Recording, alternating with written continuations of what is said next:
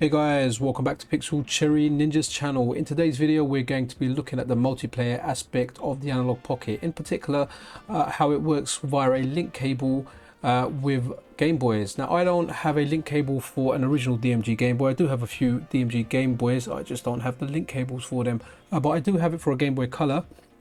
And I do have it for a Game Boy Advance. So we'll try multiplayer. We'll do different combinations. We'll try it with Game Boy Studio. We'll try it with a Game Boy Core. We'll try it with cartridge to flash card. There'll be a few different variations. I'll name them at the bottom anyway.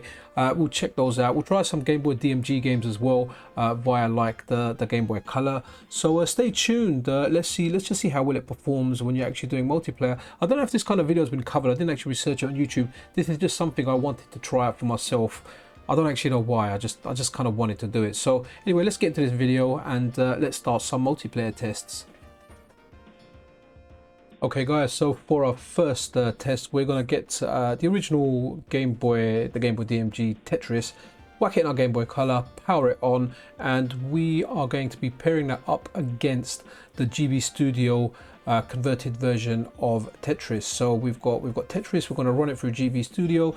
Now we've got them both booted up, let's the link cable's firmly connected. You know, tested, I've done quite a lot of tests off camera to make sure that it is in, but to my surprise, GB Studio games are not compatible via 2-player. I tried a few different games off camera as well, they just don't work. So however you convert them through GB Studio, there is no option to play it 2-player. Let's now move along to the next test.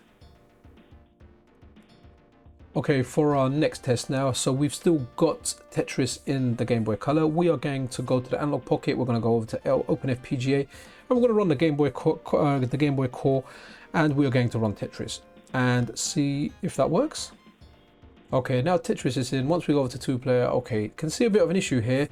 On the Game Boy, the screen hasn't changed, but I've got the multiplayer screen on the Analog Pocket. So something's a little bit iffy there, if I'm not mistaken.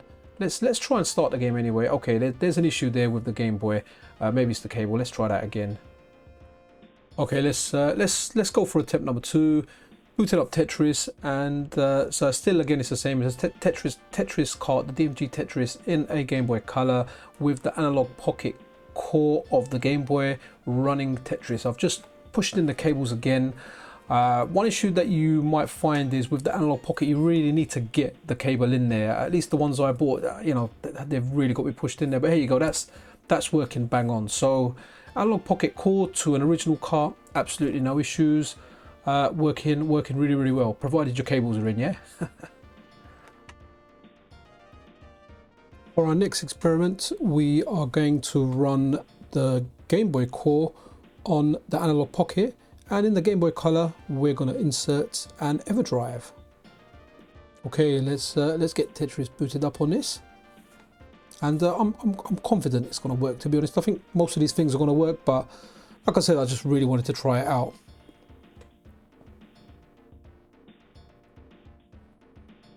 Good stuff. So Game Boy OpenFPGA core to EVERDRIVE, no issues. Okay, for our next one, we are going to leave the core. So on the Analog Pocket, we've got the Open FPGA Game Boy core, and we're going to use the EZ Flash Jnr and see if we can have some multiplayer. And guys, success. So the Game Boy core working with the EZ Flash Jnr.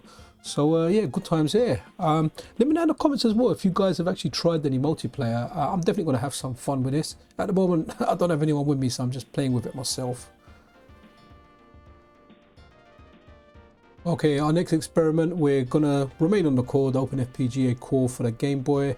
And we are now going to try the fake EVERDRIVE. So that's the fake EVERDRIVE I bought from AliExpress.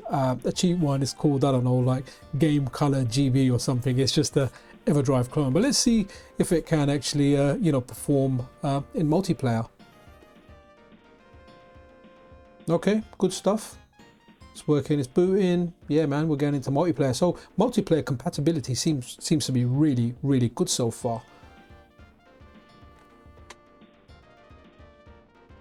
Okay, next we mix it up a little bit. So on the Analog Pocket side, we're using the Game Boy Tetris cart. And on the Game Boy Color side, we are using the EVERDRIVE, and yeah, no reason why it shouldn't play, but let's check it out. Okay, looks like we're good. So the cart on the Analog Pocket, EVERDRIVE on an actual Game Boy Color. Yeah man, good compatibility for 2-player, no issues. Okay, if you haven't guessed it already, we are going to use the fake EVERDRIVE in the Game Boy Color, and the Tetris cartridge remains in the Analog Pocket. So Analog Pocket to Game Boy Color with a fake EVERDRIVE. The fake EVERDRIVE is actually not that bad. I use it in my my Game Boy DMG. Okay, it's working. On my actual Game Boy Color, the start button up, I need to push it quite hard.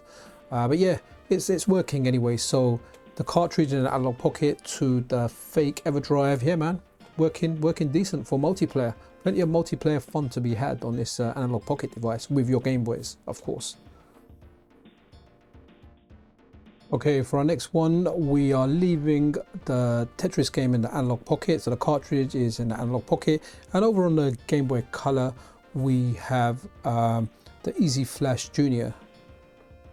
Okay, let's try this out. Again, I presume there's no issues. Yeah, it looks like it's bang out working straight away. So cart in the Analog Pocket and EZ Flash Jnr in the Game Boy Color, no issues. Good multiplayer compatibility. Okay, just wanted to try something a little bit different-ish here, because we've only been trying Tetris, which is a Game Boy DMG game. So I actually wanted to try a Game Boy Color game. So what I've done over here is on the Analog Pocket, we are going into the Game Boy Color core, and we're going to just boot up Mario Tennis. And on the right-hand side, on the Game Boy Color, we have got the EZ Jnr, sorry, the EZ Flash Jnr, and we're going to run Mario Tennis on that. And let's just try and do a 2-player link and see if it does actually link up and play.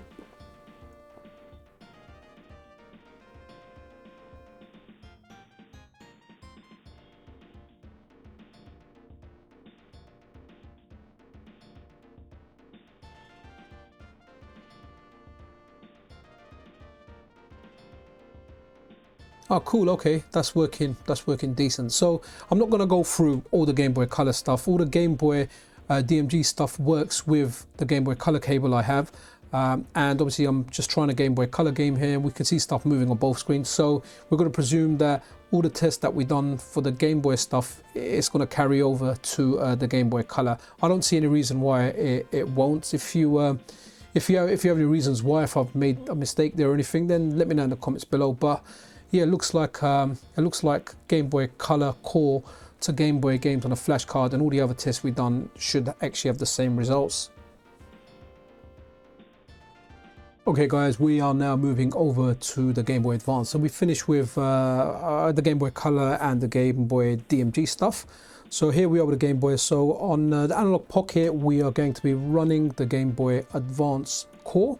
And on the right hand side, on the actual Game Boy Advance, we are going to be running a cartridge. So again, we're kind of going to go through the same tests. I've got 3 flash cards for the normal Game Boys, but for the Game Boy Advance I've only got 2. So there'll be less tests overall, but we'll go through what we have anyway. So let's check out Street Fighter on both machines and just try and start a versus game.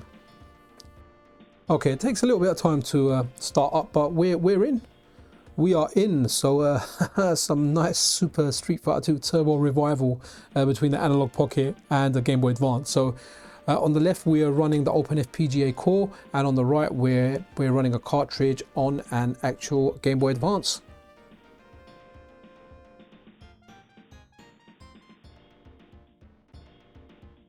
Okay, for our next one, let's stick with the Game Boy Advance core on the Analog Pocket, and in the GBA, let's whack in an EVERDRIVE.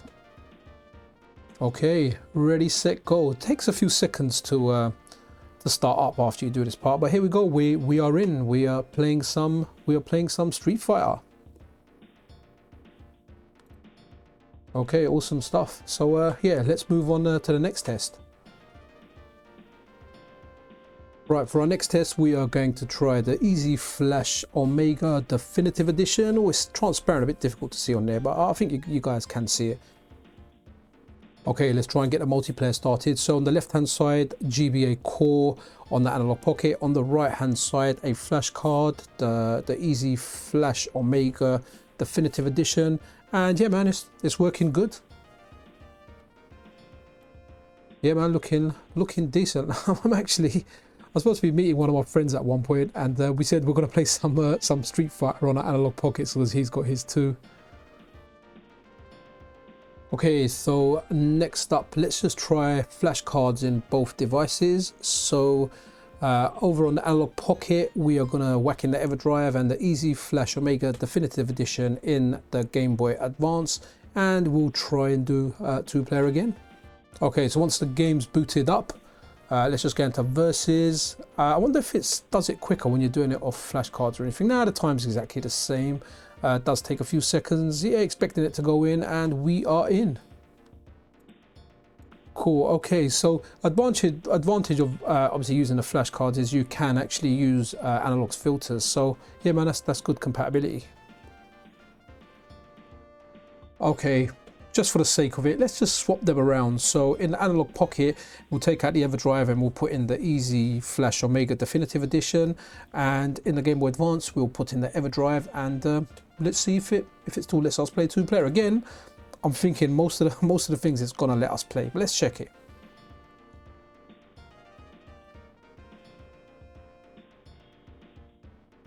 Okay, let's go into multiplayer. I really like my my Game Boy Advance. That's like my favorite shape Game Boy Advance. Don't know, I have love for like the first release consoles, and that Game Boy is really comfortable. But yeah man, we're comfortably talking about comfort. We're comfortably into 2-player with this variation as well. Yeah, good stuff. Okay, let's move on to the next one. Right, for our next experiment, we are going to use a cartridge on the Analog Pocket, and we're going to use a flash card on the Game Boy Advance. We're going to be using the EZ Flash Omega Definitive Edition in the Game Boy Advance. So let's see if it lets us into multiplayer via this method. Okay, here we are guys, entering multiplayer. Hopefully we're going to see the character select screen. Yep, we are in. Okay, this is very decent. I'm very impressed with the Analog Pocket. You know, it's working really well for multiplayer. I know there's some issues that you don't have with hardware that you have with the Analog Pocket, but as far as multiplayer goes, most of the tests are really good. Anyway, we're approaching in the video. Let's do a final couple of tests. Okay, so for our next little experiment, let's get a Game Boy DMG cartridge, whack it in our Game Boy Advance, and over on our Analog Pocket, let's go over to the Game Boy Open FPGA core and just see if it lets us play multiplayer via that method. Just want to kind of know what the Game Boy Advance compatibility is with like the older games, or with Game Boy DMG games. Okay, so when you try and do 2-player, it kind of goes into it, and then it just crashes. As you can see, it's just crashed over there. Now I did try this multiple times and I was getting the same result. But yeah, like so, your Analog Pocket over if you're trying to play a Game Boy kart on your Game Boy Advance and trying to do a link that way, it doesn't work. But let's do another experiment into this. Okay, so for our next test, we'll leave the Open FPGA core on the Analog Pocket, but let's try an EVERDRIVE on the Game Boy Advance. So this is the Game Boy and the Game Boy Color EVERDRIVE on the Game Boy Advance. Let's see if it lets us play Tetris 2-player between a Game Boy Advance and an Analog Pocket.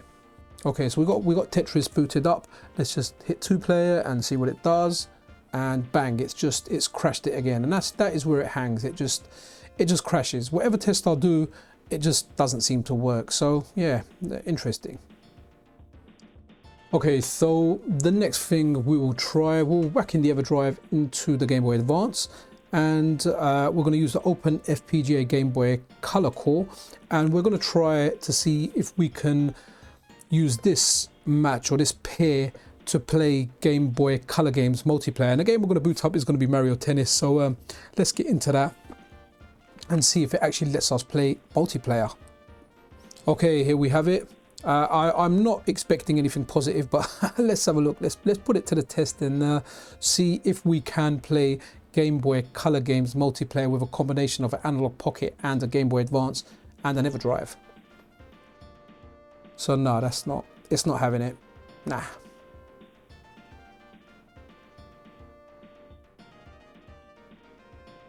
Yeah, not working. It's not working. So yeah, so obviously the Game Boy Advance, good for Game Boy Advance, but not good for Game Boy Color and normal DMG Game Boy. So guys, I hope you found this video helpful and useful, or maybe not, maybe it was just a big waste of time, who knows. But I just kind of wanted to try this out, and overall the gameplay is really good. One thing I did find out today was GB Studio games cannot be linked up. If there is a way, then do let me know in the comments below, because at least in my test it just seems like there's single player only. You can't use any of the multiplayer features. But again, I could be wrong. I'd really like it if if you've got any other knowledge on that, let me know. The Game Boy Advance, the Game Boy Color, the Game Boy DMG stuff generally works really well.